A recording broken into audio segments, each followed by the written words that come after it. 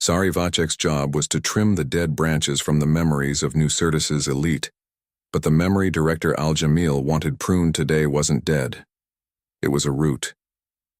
She stood in the director's office at the apex of the Zenith Holdings tower, a space so pristine it felt less like a room and more like a whisper of architecture.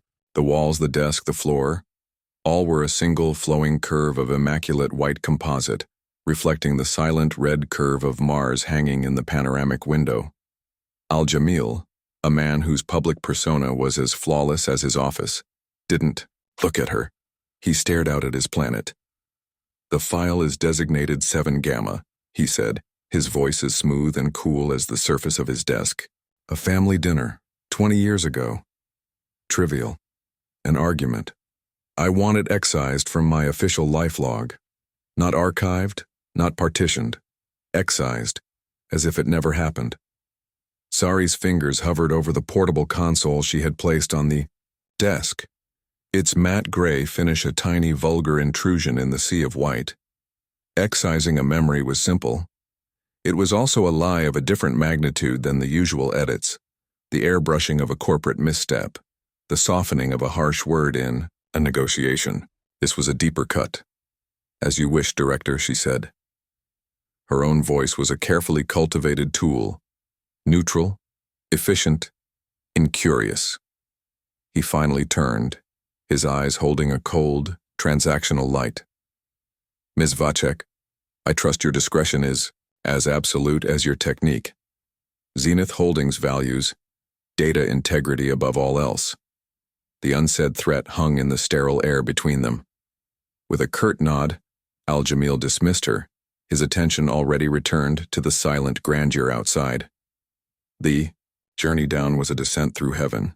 The silent maglev pod slid through the biomorphic skeletal structure of the spire, a world of clean lines and integrated shadowless light. It was a place designed to make you forget the grit and chaos that held it all up. Sari's work was an extension of that design philosophy. She helped men like Al-Jamil forget they were ever anything but perfect. The pod's doors hissed open, and the world changed. The hub hit her like a physical blow. A wave of sound, smell, and life washed over her. The sizzle of protein skewers from a nearby stall, the layered chatter of a dozen languages, the electric hum of clashing neon signs and glitching holographic ads that filtered through a constant, atmospheric haze. Dangling power cables and makeshift walkways formed a chaotic canopy overhead. After the monastic silence of the spire, the hub was a glorious, vibrant, and beautiful mess. It was home. She didn't go to her hab unit. Instead, she navigated the tangled multi-level walkways to a small, quiet tea house tucked behind a vendor of counterfeit Jovian ice opals. Inside, the air smelled of spiced tea and calm.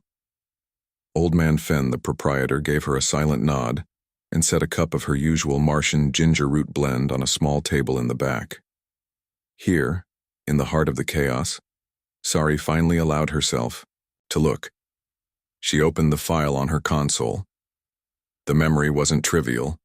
It bloomed in the air before her as a private holo projection.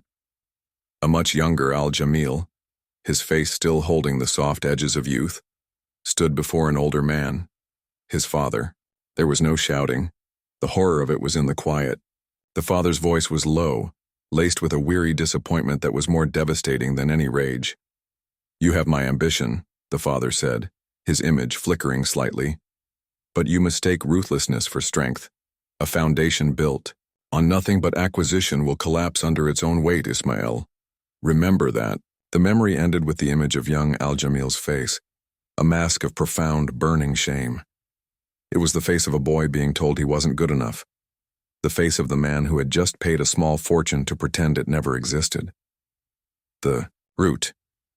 To defy him, even this silently, was a risk that could erase her entire existence from New Syrtis. But to obey, to become the scalpel that lobotomized a man's soul, felt like a different kind of death. Her fingers moved across the console. She didn't press delete. Instead, she rerouted the file. She wrapped it in 3 layers of her own custom encryption and shunted it, not to a simple server, but into the chaotic, unlogged data stream of a freehold mining co-op, a single, perfect crystal of truth hidden inside a mountain of digital noise, utterly untraceable by even Zenith's formidable trackers. She sent a simple, encrypted message to the director. Task complete. Leaning back, Sari took a slow sip of her tea, the spicy warmth a welcome contrast to the coldness of her work. Outside, the river of humanity flowed on, the hustlers, the dreamers, the survivors. The Spire was a monument to the denial of messy truth, but the hub was a testament to its endurance. Sari lived in the space between. She wasn't an architect of lies, not really. She was a secret archivist, a curator of the dangerous ghosts, powerful, people paid her to bury. For now, Director Al-Jamil's most important ghost was safe with her, and she was safe from him. A fragile, unspoken balance in a city built on secrets.